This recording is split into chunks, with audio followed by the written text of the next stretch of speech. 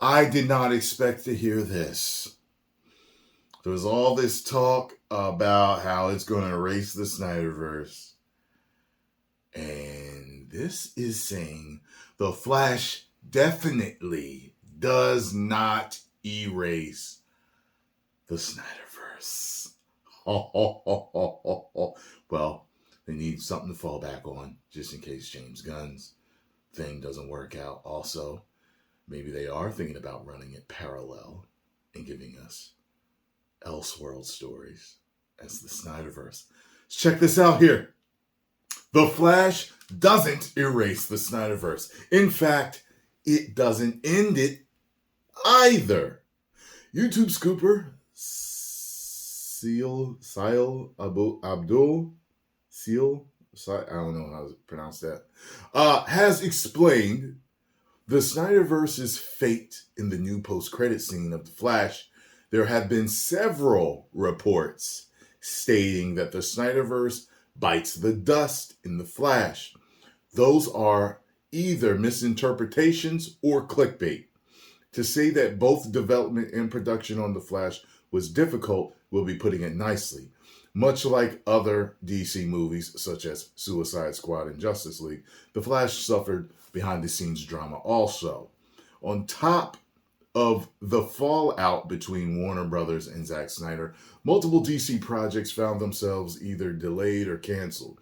The Flash fell into the former category from then on. The delays only got worse, and the studio desperately tried to figure out the best way to move forward. It was clear that those in charge at the time wanted the movie to erase everything Snyder built for them. Original director Seth Grahame-Smith ultimately left the project following the creative differences with Warner Bros., leaving The Flash in limbo. Nonetheless, a new director was found, and shortly after, Rick Famuyiwa, who helmed the hit comedy Dope. Unfortunately, lightning would strike twice, as Famuyiwa also left the movie following disagreements with the studio. Moreover, the same fate would follow onto the next directors that were hired to helm the cursed superhero flick, John Francis Daly and Jonathan Goldstein. They went through that many? Good Lord. Thankfully, though, fortune would finally be in Warner Bros.' favor when director Andy Muschietti came aboard. In addition to all these changes in leadership, there was also the endless rewrites to the film's screenplay. The Flash was originally intended to be a faithful adaptation of the acclaimed Flashpoint storyline from 2011 comic book, but the movie eventually evolved into more of a loose adaptation that was focused increasingly on the multiverse. Furthermore, it would now serve as a reset for DC's timeline, similar to what X-Men Days of Future Past did. This plan remains the same now with James Gunn in charge of the newly formed DC Studios. Production seemed to be going well until Ezra Miller got into serious trouble with the law. A dark cloud of controversy now lingers over The Flash. Nevertheless, both Warner Bros. Discovery and DC Studios remain confident in the film being a huge success. So much so that they've brought Miller back for reshoots. Apparently, a new post-credit scene has been shot that directly ties into the upcoming timeline. This has left many wondering what this means for the SnyderVerse, as it was so close to being restored.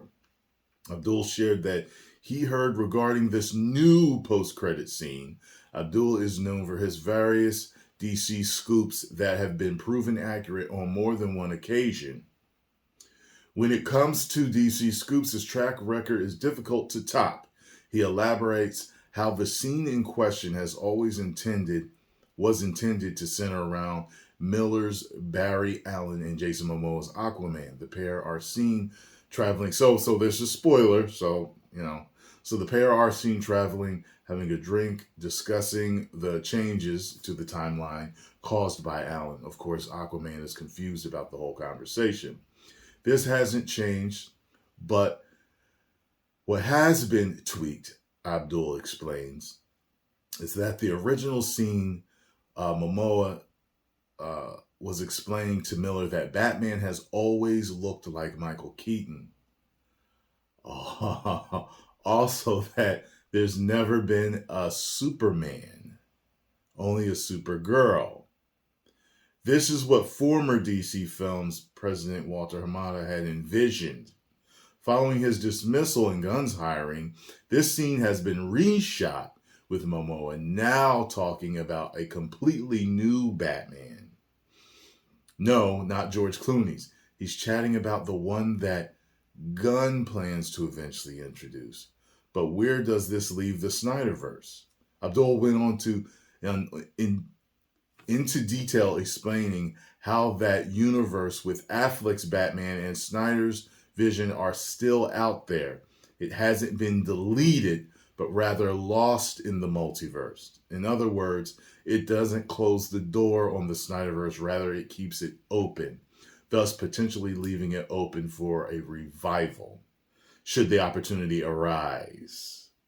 Hashtag sell Zack Snyder's Justice League to Netflix. Interesting. So we're gonna have to see how it all plays out in the movie, because when you watch the movie, you'll know, you'll